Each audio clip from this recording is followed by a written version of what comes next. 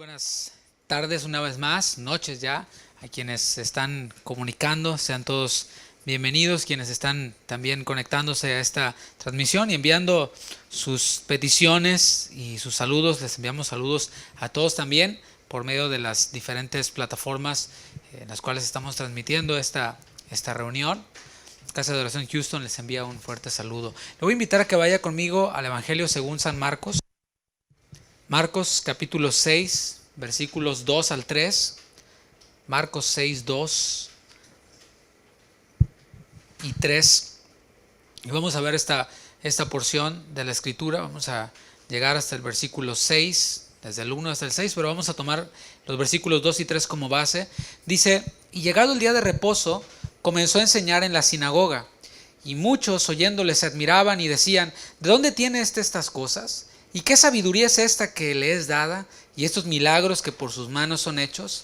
¿No es este el carpintero, hijo de María, hermano de Jacobo, de José, de Judas y de Simón? ¿No están también aquí con nosotros sus hermanas? Y se escandalizaban de él. Vamos a orar. Señor, gracias una vez más por la bendición que nos das de meditar en tu palabra, de acercarnos a ti para adorarte, pero también por esa bendición que nos das de acercarnos a ti en oración, en adoración y para recibir tu palabra. Abra nuestro corazón, Señor, habla nuestras vidas, que podamos, Señor, ser transformados, que podamos vernos en este espejo de tu palabra, para que cada vez más vayamos conociendo nuestra condición y vayamos, Señor, dando respuestas y ajustes a nuestra vida, para que así seas tú glorificado. En tus manos ponemos este tiempo, Señor, en tu nombre. Amén. Amén. El menosprecio es una actitud negativa frente a una cosa o frente a una persona. Consiste en concederles menor valor o menor importancia de las que merecen. Debemos de distinguir el desprecio del menosprecio. El desprecio es anularle todo valor y menosprecio es restarle valor o concederle menor valor. Puede ser a una persona, puede ser a una cosa, y restarles este valor del que realmente merecen. Y todos en algún momento de nuestra vida, porque se pueden menospreciar cosas, pero también se pueden menospreciar personas, y todos en algún momento de nuestra vida hemos sido menospreciados en algún momento, pero también, porque a lo mejor ya empezamos a sacar nuestro violín y a hacernos las víctimas, ¿no? Pero también nosotros en algún momento de nuestra vida hemos menospreciado a alguien, y eso ya se pone más confrontativo, ¿no?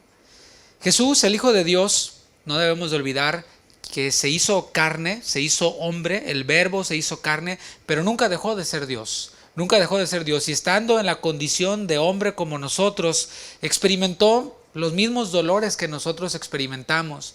Experimentó también el poder ver injusticias en otros, pero también ser objeto de injusticia, ser objeto de menosprecio.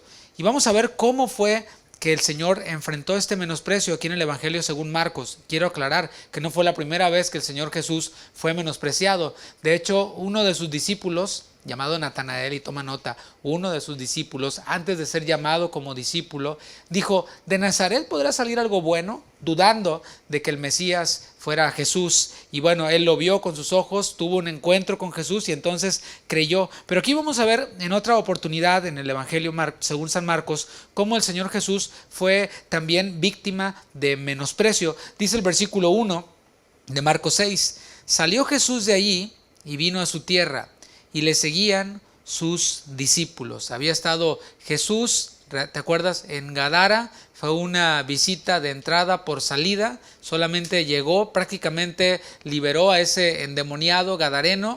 El gadareno se encargó de hacer esa obra misionera y de predicación en toda aquella región de Decápolis. Y entonces Jesús regresa en la barca a este lugar y llega aquí a su tierra, a Nazaret, la cual era la patria de Jesús. Era el lugar, no donde nació, pero sí el lugar en donde vivió toda su niñez hasta que inició su ministerio terrenal.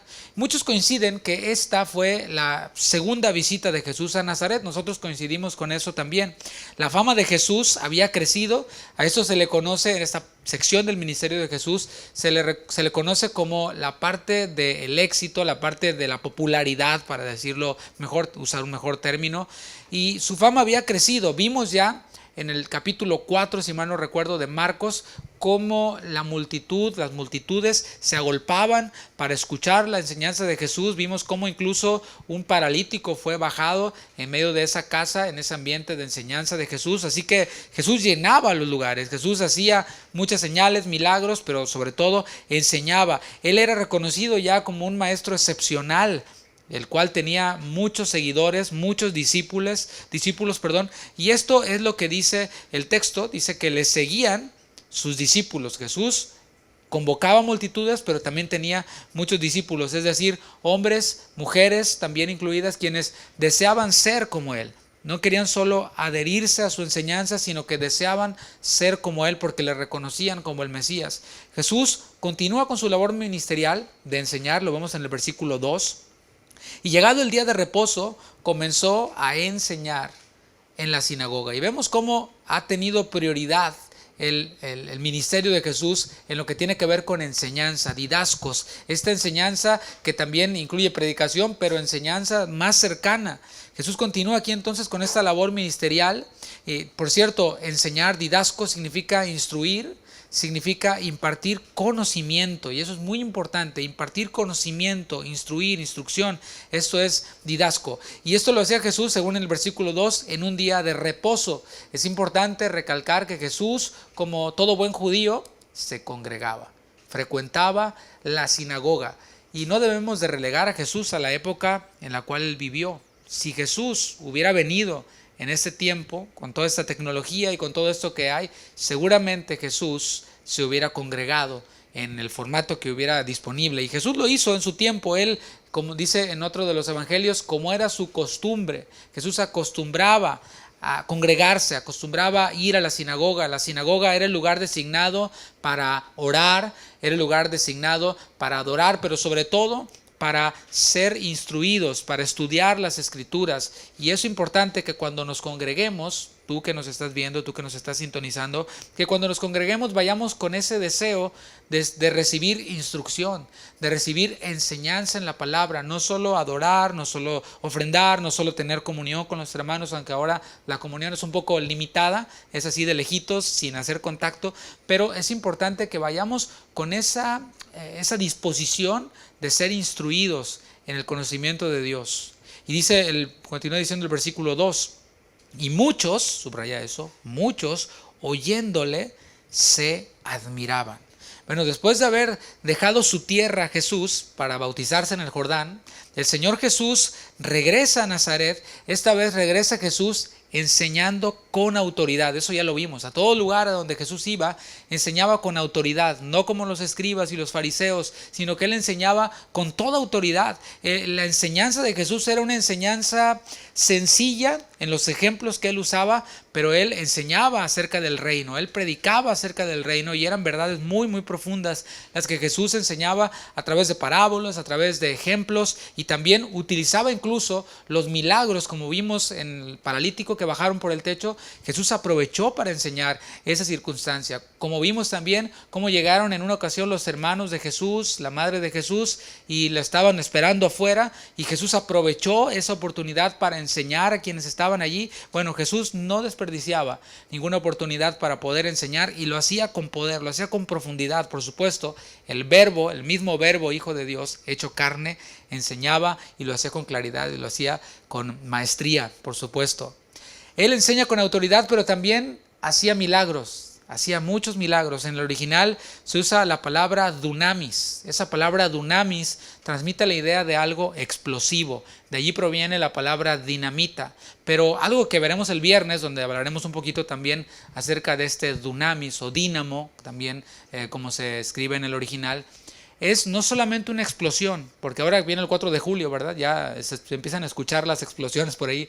Una explosión lo que hace es que explota y ya, deja un tiradero y eso es todo. Pero esta palabra dunamis o dínamo es una explosión continua, es algo que permanece, digamos que explosivamente. Eso es algo increíble, ¿no? Y eso es lo que hacía Jesús. Hacía milagros dinámicos, hacía milagros que dejaban una huella, por supuesto, pero que continuaban. No solamente era una espuma que subía y después bajaba.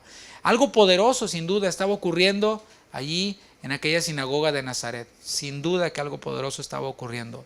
El texto bíblico muestra la reacción de muchos, ¿te fijas? Dice, y muchos oyéndole se admiraban. Esa palabra muchos en el original nos transmite la idea de una multitud, es la palabra polus en griego. Nos transmite la idea de algo grande en número, no eran unos cuantos, sino un gran número de los que oían, de los que veían, estaban admirados, estaban atónitos. Esta palabra admirados nos transmite la idea de estar en shock. Hay cosas que nos asombran, sí, sin duda, pero hay cosas que nos dejan en shock. Por ejemplo, vas en la carretera manejando y has visto o has oído que hubo un accidente, pero ya cuando pasas y ves los autos cómo están volcados, cómo están un auto por un lado, por otro lado, queda uno en shock, ¿no te pasa?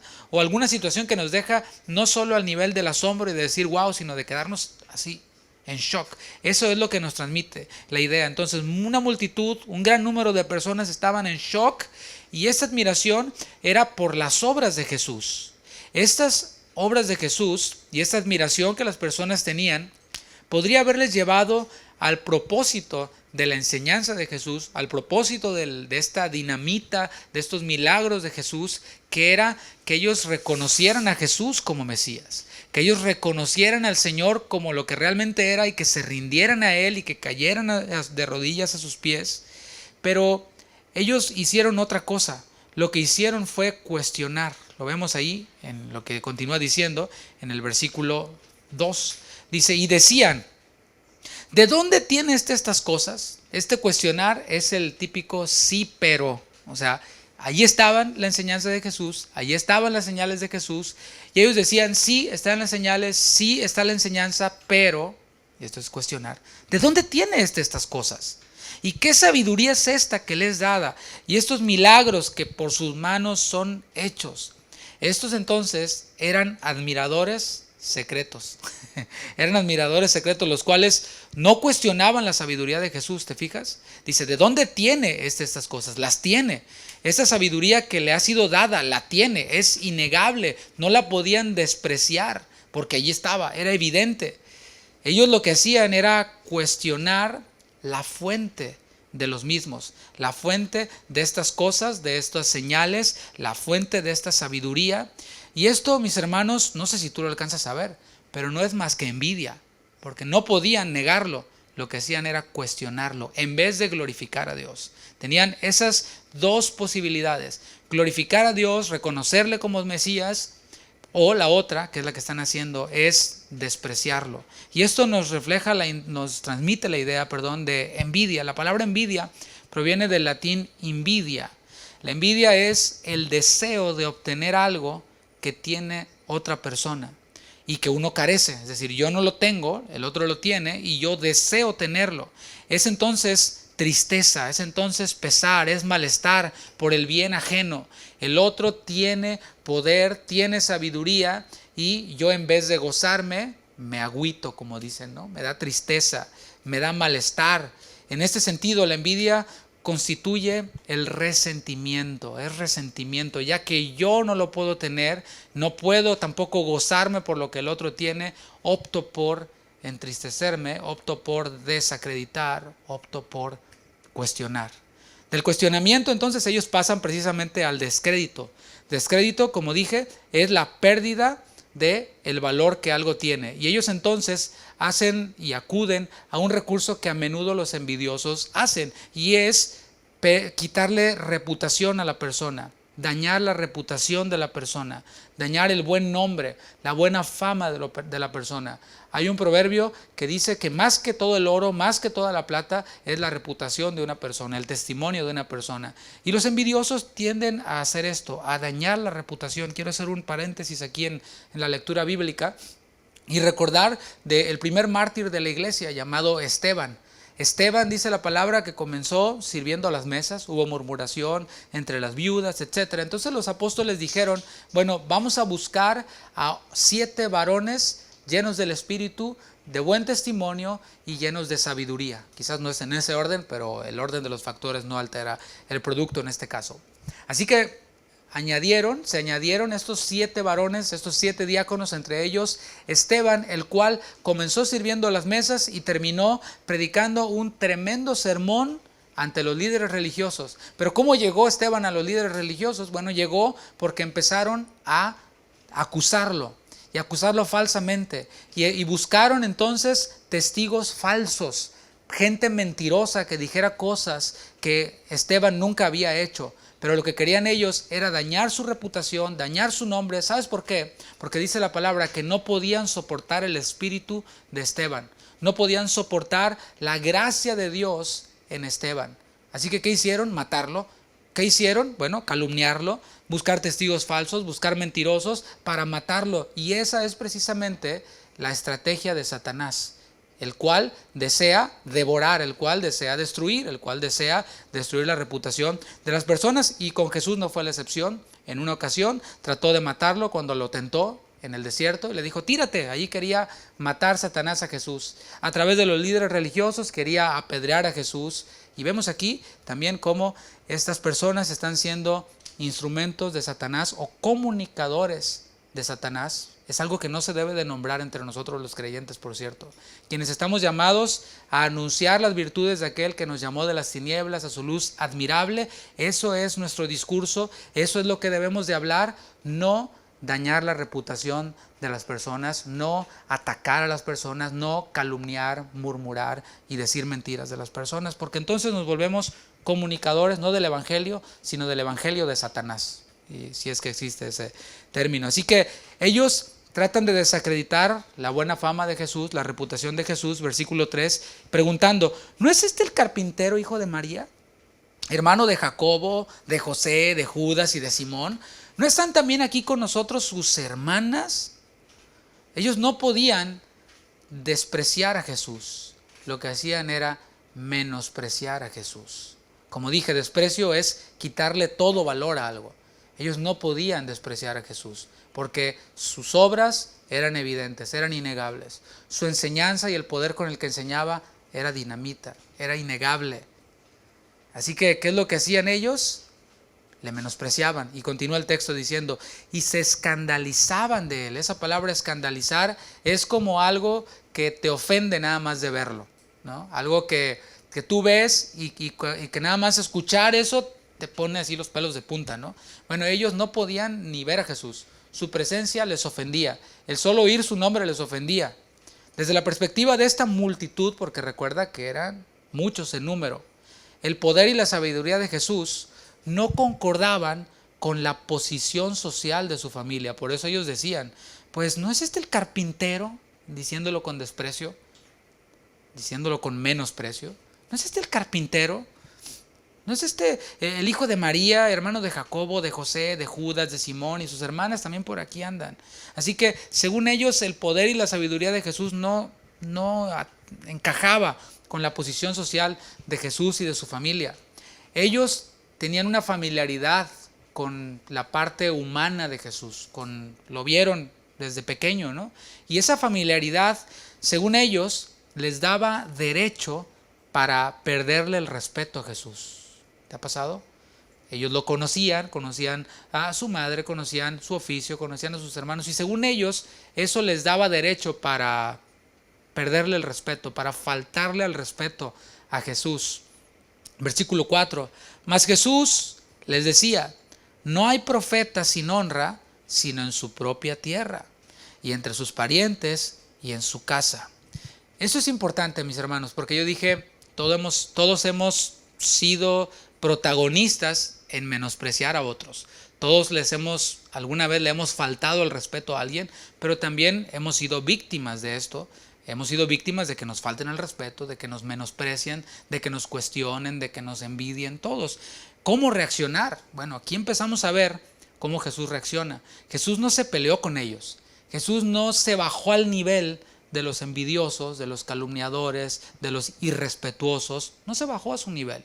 Jesús permaneció en el nivel que tenía, el Santo Hijo de Dios, y más bien les dijo con estas palabras, los comprendo. No hay profeta sin honra sino en su propia tierra. Yo los comprendo. Los mismos profetas pues eran admirados en otros lugares, pero en su propia tierra eran perseguidos y eran apedreados. Solamente ve la escritura y fíjate cómo los profetas fueron apedreados, los profetas fueron despreciados. y sobre todo en su propia tierra. Así que Jesús no se pelea con ellos, les dice, yo los comprendo, muchachos, eso es natural, eso es normal. Y de ahí se desprende un conocido refrán de esta frase de Jesús: nadie es profeta en su tierra. ¿Lo has oído? Nadie es profeta en su tierra. Severiano del Páramo escribió lo siguiente, escucha esto: es un fenómeno psicológico frecuente que por malevolencia o por envidia se aprecien más las cosas extrañas que las del propio pueblo y aún de la propia casa. Como dice San Jerónimo, fácilmente solemos despreciar a los conocidos y familiares y admirar a los extraños. Papá que me ves, mamá que me ves, ¿a poco no te pasa? Que tú le has dicho algo a tu hijo, se lo has enseñado y no te pela, no te hace caso, te ignora, te tira león, como dicen por ahí, ¿no?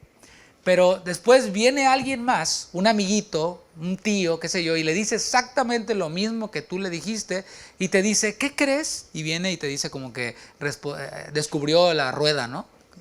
Descubrí esto, y tú dices, pues sí, ya te lo había dicho. Pero claro, como dice este Severiano del Páramo, y cita precisamente a San Jerónimo, solemos despreciar a los conocidos y familiares y admirar a los extraños. Versículo 5, porque continúa el Evangelio de Marcos: y no pudo hacer allí ningún milagro. Bueno, no debemos de entender esto como que Jesús fue incapaz de hacer un milagro. Por favor, no malinterpretemos este texto, porque Jesús siempre ha sido todopoderoso. Él es el mismo ayer, hoy y siempre. Cuando se encarnó, Jesús seguía siendo todopoderoso, aunque me gusta cómo lo cita un autor, dice que Jesús veló su humanidad, o veló con su humanidad su todopoder, pero aún así Jesús seguía siendo todopoderoso para hacer todos los milagros que fueran necesarios. Sin embargo, siempre que vemos la palabra milagro en la Biblia, lo vemos asociado con otro elemento. ¿Sabes cuál es? La fe, la confianza. Al ver Jesús la fe de ellos, Jesús le preguntaba, ¿crees que yo puedo sanarte? Sí, Señor, creo. Di la palabra. Sí, Jesús siempre buscaba fe en aquellos quienes hacían milagros. Entonces vemos aquí que Jesús no es que no fue capaz para hacer milagros. Lo que sí vemos es que sus compatriotas, los de Nazaret, no creyeron en él. Por tanto, no le trajeron a muchos enfermos. Eso es lo que veíamos. O los lugares a donde Jesús iba, le traían enfermos, a muchos enfermos, para que les pusiera las manos. Como estos jóvenes amigos que trajeron a su amigo paralítico por el techo. Bueno, Jesús estaba allí. Estaba en Nazaret, pero los compatriotas no creyeron en él, no trajeron enfermos, entonces Jesús no hizo milagros. No pudo, en palabras de Marcos, hacer un milagro porque no había enfermos que sanar. ¿Te ha pasado? Alguien quien dice estar enfermo y le dices, ve al doctor. No voy a ir al doctor. No quiere ir al doctor. ¿Por qué? No vaya a ser que el doctor le diga que está enfermo, ¿verdad? Pero bueno, en este caso los compatriotas de Jesús no le llevaron a los enfermos para que le sanaran. No ocurrió como en otros lugares en donde se amontonaban para que pudieran recibir un milagro. Y es impresionante cómo la envidia de estas personas, de estos muchos, el menosprecio de estos muchos paisanos de Jesús, fue un estorbo para que otros inocentes pudieran recibir un milagro. Porque quizás el enfermo que estaba allí en su casa, quizás ese enfermo sí creía en Jesús, sí había oído que Jesús estaba en Nazaret, que Jesús estaba predicando en la sinagoga, y creían que podían ser sanos, pero como no podían por sí mismos ir, estos paisanos, quienes estaban bien de su salud, incrédulos, pues no llevaron a sus familiares para ser sanados por Jesús. Así que la envidia y el menosprecio tiene un impacto en quienes están a nuestro alrededor. No sé si me estás entendiendo la analogía, o lo voy a poner analógicamente, lo voy a decir directamente. Hay veces que la incredulidad, la amargura, el menosprecio, la envidia de los padres impide que sus hijos reciban la enseñanza, el didasco, la instrucción, el conocimiento de Jesús.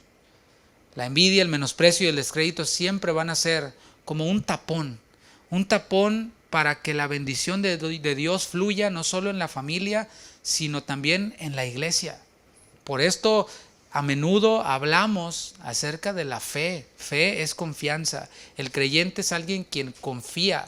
Y no es que confía en cualquiera, pero sí confía en la palabra de Dios, en lo que el Señor le dice, y estamos constantemente recordando los principios bíblicos, lo que el Señor nos dice, instruyendo con la palabra, porque esta actitud de envidia, malevolencia, como decía la definición, o lo decía este hombre de Páramo, esto trae un tapón para que la bendición de Dios fluya, trae un tapón para que el poder de Dios pueda obrar.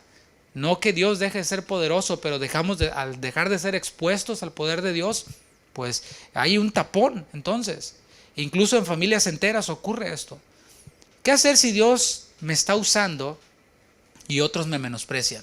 Porque estamos viendo aquí, hermanos, Dios estaba usando a Jesús, o sea, el poder de Dios estaba fluyendo a través de Jesús, y a lo mejor tú te identificas con Jesús. Dios me está usando, yo estoy dándole respuestas a Dios, estoy funcionando en lo que el Señor me llamó a que yo haga, y otros me están menospreciando. Bueno, no debemos de tomarlo personal, y esto es algo que he dicho en otras ocasiones. Si realmente es Dios quien está obrando en nosotros y estamos seguros de eso y nos menosprecian, no es a nosotros, sino es a quien nosotros representamos. Es a Dios mismo. El problema no es con nosotros, el problema es con Dios, porque aquel quien cuestiona como estos, haz de cuenta que le está diciendo a Dios, Dios, te equivocaste en escoger a esta persona, te estás equivocando en usar a esta persona, me debiste de haber usado a mí, me debiste de haber elegido a mí. ¿Te fijas cómo no es con nosotros el problema?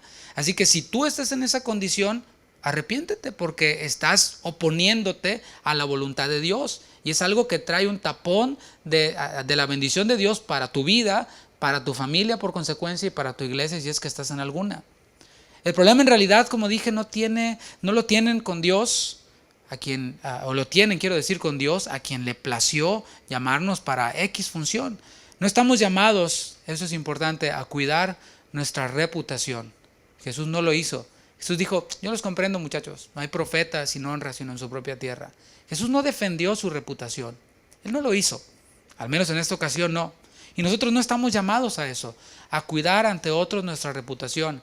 Es decir, estamos llamados a agradar a Dios, a servir a Dios, a exponernos a Él para que nos transforme, pero no estamos llamados a agradar a los hombres. El apóstol Pablo lo dijo, si yo tratare de agradar a los hombres, no sería siervo de Cristo. Entonces, no estamos llamados a agradar a los hombres y a obrar para que piensen bien de nosotros, sino que estamos llamados a agradar a Dios, a servir a Dios, y ese agradar a Dios, ese servir a Dios con integridad, hacerlo con sinceridad, eso produce en otros esta reacción.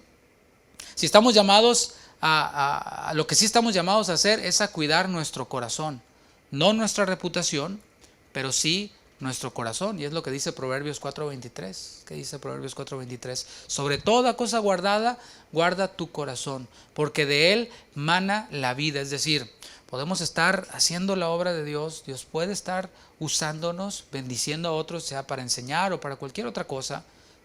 Somos usados por Dios, pero si no guardamos nuestro corazón a causa del desprecio o menosprecio, que otros tienen para con nosotros, nuestro corazón se puede dañar y lo que iba bien puede arruinarse.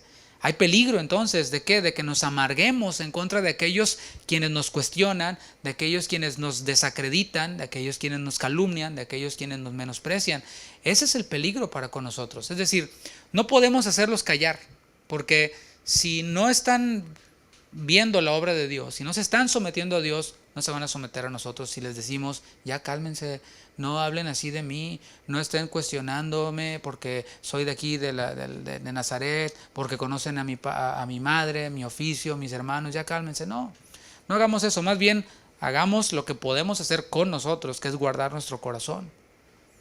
Amargados podemos olvidar de qué espíritu somos y reaccionar así como Jacobo y como Juan, los hijos de Zebedeo, cuando a unos hombres no los quisieron hospedar.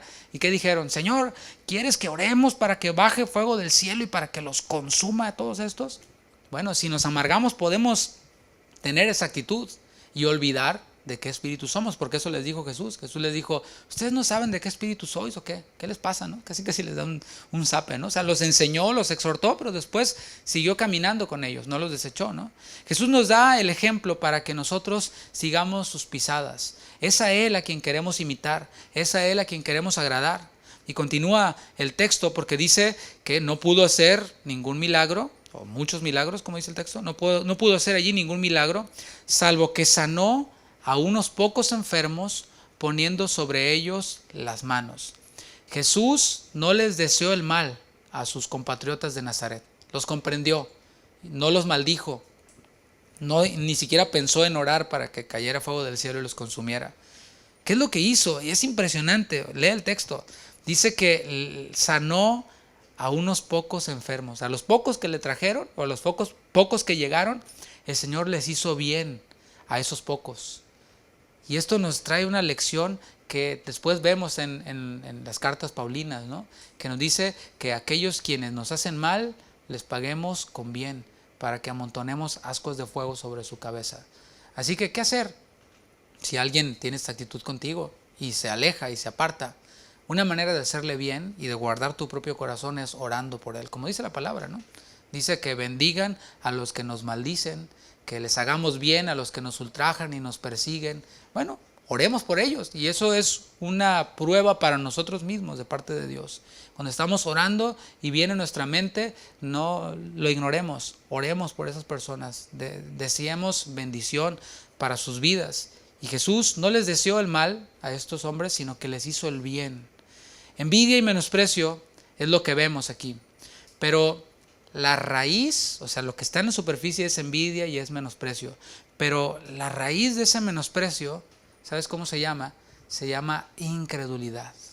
Y eso es lo que asombraba a Jesús. O sea, Jesús tampoco lo minimizó. Jesús sí, dice el versículo 6, estaba asombrado. O sea, ellos se asombraban de él, se admiraban del poder que tenía. Ese asombro los llevó al menosprecio porque manifestaban envidia e incredulidad. Y Jesús aquí se asombraba, pero precisamente de su incredulidad. Lo que distingue a los hijos de Dios, mis hermanos, es la fe. Es la fe, esa confianza, pero no en cualquier cosa. Debemos de distinguir eso, porque todos tenemos fe. Todo hombre tiene fe. Unos tienen fe depositada en ídolos, en cosas materiales, en su propia opinión, en su propia prudencia, en el compadre que le va a ayudar, etcétera, etcétera, ¿no? Pero el creyente se distingue por su fe en Dios, su confianza en Dios. En el capítulo 2, cuando estos hombres trajeron a su amigo paralítico y rompieron el techo, Jesús pudo ver esa fe de estos hombres, de esa fe en el poder de Jesús, en Jesús mismo. ¿Fe qué es? Fe es confianza. Y es confianza principalmente en Dios para salvación. Por gracia somos salvos, el regalo de Dios está allí, y por medio de la fe, de la confianza en Dios, para abrazar y para recibir ese regalo de parte de Dios. Entonces nuestra vida se distingue por la fe. Pero también vemos que confiar en otros, no para salvación, sino tener esa confianza, depositar nuestra confianza en otros, es algo que está intrínseco en nosotros. El cristiano no es un desconfiado, no es así como que, a ver, ¿qué me va a hacer? ¿Qué me va a hacer? Y estamos tratando de buscarle el quinto pie al gato, ¿no? No, el cristiano confía en Dios y confía en que aquellos quienes están a su alrededor han sido puestos por Dios, sobre todo en la iglesia, en la familia, confía.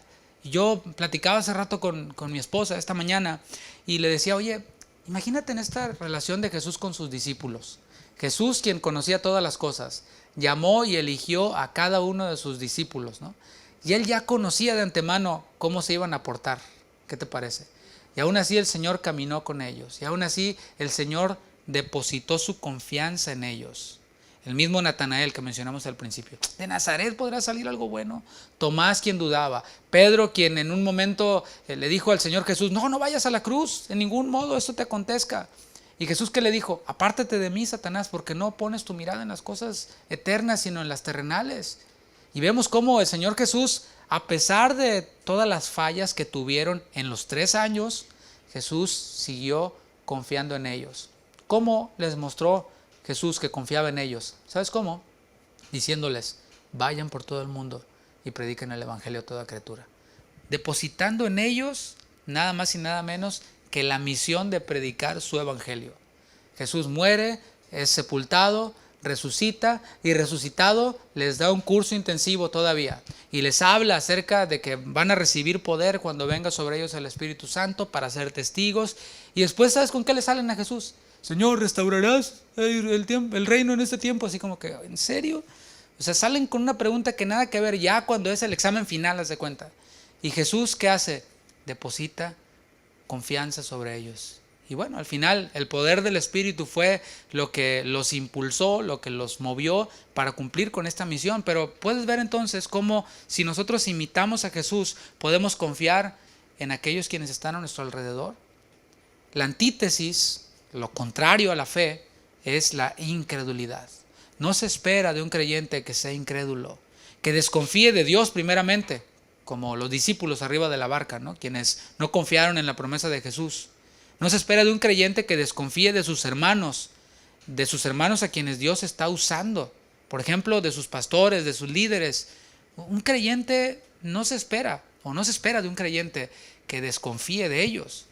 Es esa incredulidad o esa desconfianza la que guía a muchos hermanos a menospreciar a quienes Dios está usando.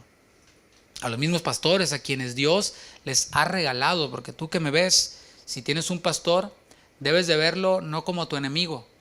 Yo no soy enemigo de los miembros de la congregación que Dios puso a mi cuidado, sino como un regalo. Al menos así es como la Biblia nos dice que son. Eso es lo que nos dice la Biblia que son.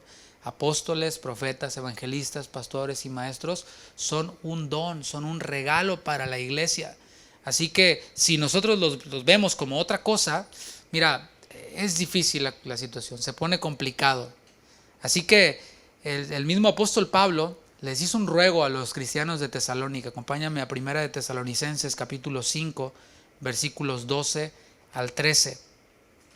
1 de Tesalonicenses 5, del 12 al 13. Si tú no ves a tu pastor, a los líderes ancianos de tu iglesia como un regalo, entonces, mira, puedes hacer dos cosas. Lo que puedes hacer es arrepentirte y verlos como la Biblia te manda que los veas, o puedes buscar una iglesia en donde el pastor y los ancianos estén a tu nivel. 1 de Tesalonicenses 5:12, palabra de Dios para todos, dice: hermanos, les pedimos que respeten mucho a los que están trabajando entre ustedes, guiándolos y enseñándoles en el Señor. Versículo 13, enfatiza lo que ya dijo. Ténganles mucho respeto y amor debido al trabajo que ellos hacen entre ustedes. Mira, la Biblia por todos lados nos dice que es Dios. El mismo Efesios dice que es Dios quien constituyó a esos apóstoles, profetas, evangelistas, pastores y maestros. No fue el pueblo el que los eligió, no fue el pueblo el que votó por ellos, no fue el pueblo el que los favoreció como si fuera un político que está en campaña y que se debe al pueblo porque el pueblo votó por él y cuando quiere el pueblo se manifiesta en contra y trata de hacer un golpe de estado. No. Es Dios quien regala estos quienes trabajan entre ustedes, estos quienes nos guían, quienes nos enseñan. Es Dios. Por tanto, el llamado, el ruego de la palabra, dice: les pido que respeten mucho a ellos. Ténganles mucho respeto, ténganles mucho amor. Y por cierto, el amor, lo vamos a ver el domingo, no es un sentimiento. Es más bien algo que Dios depositó en nosotros. Dios mismo derramó su espíritu, derramó su amor en nosotros para que con ese amor entonces nosotros podamos obedecer al mandato de Dios de amarle a Él, de amar a nuestros hermanos y de amar los esposos a nuestra esposa y de amarnos entre nosotros mismos.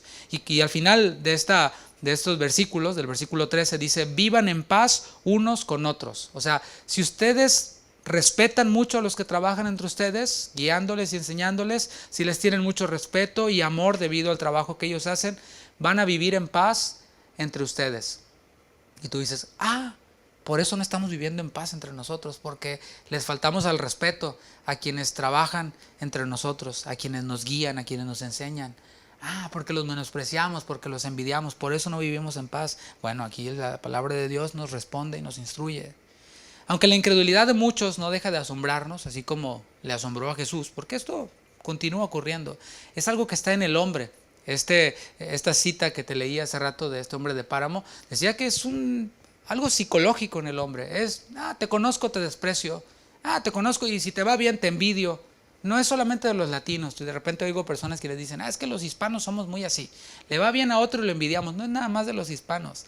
Está en nuestra naturaleza pecaminosa. Se llama incredulidad. Y aquí vemos, ¿no?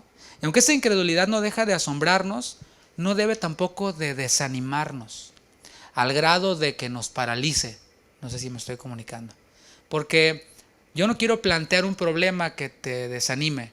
La palabra de Dios sí nos exhorta, pero también nos consuela y nos anima. Entonces, ¿cuál es el mensaje de ánimo que Dios tiene para nosotros? Bueno, eso es una realidad. La incredulidad existe y es asombrosa. Fíjate lo que estamos viendo, ¿eh?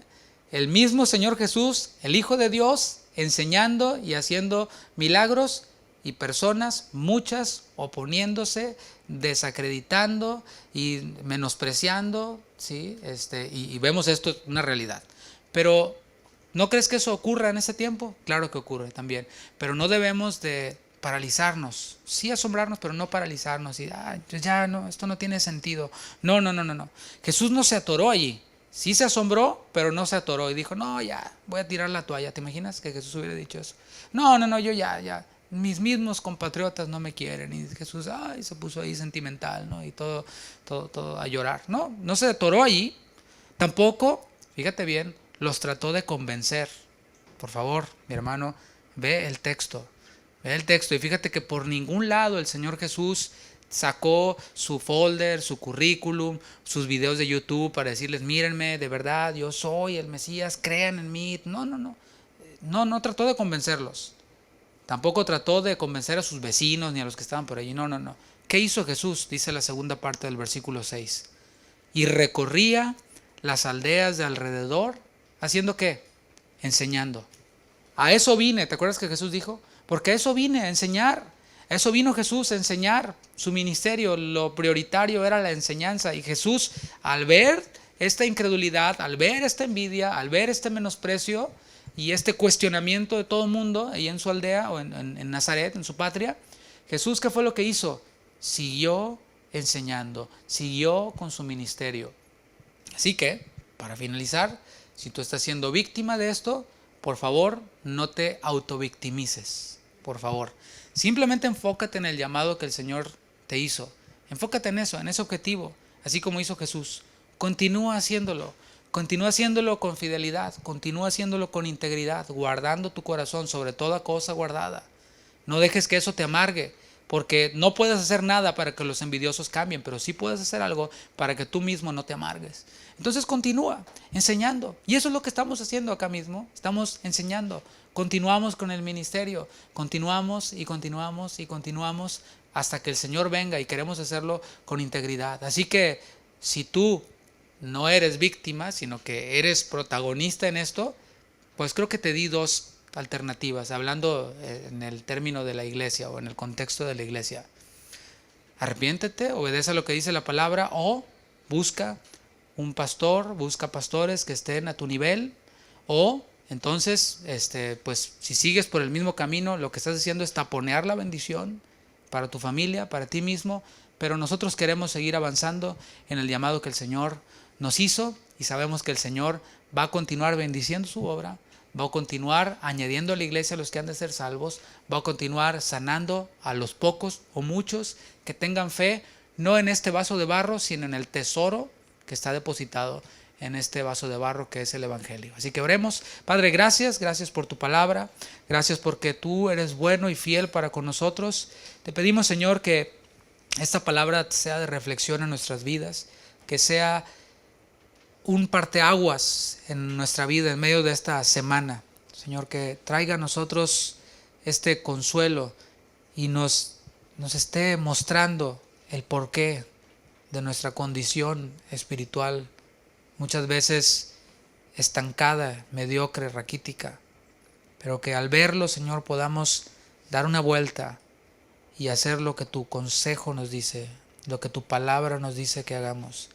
Deseamos no solamente ser bendecidos y crecer en la fe nosotros mismos, sino que también deseamos para nuestra familia, para nuestra iglesia, que juntos como un cuerpo caminemos hacia el llamado y hacia eso que tú tienes para nosotros, Señor. Ese supremo llamamiento de Dios que es en Cristo Jesús.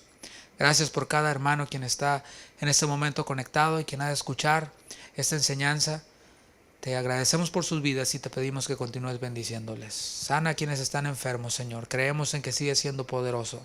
Te pedimos por el pastor Eliodoro Contreras de Bakersfield, que le sanes por completo, que le restaures por completo. Y por todos aquellos quienes están en necesidad. Por el pastor Ahmed de Canadá, que consuele, Señor, a su esposa Kenia por la pérdida de su ser querido, de su familiar. Consuélale, Señor.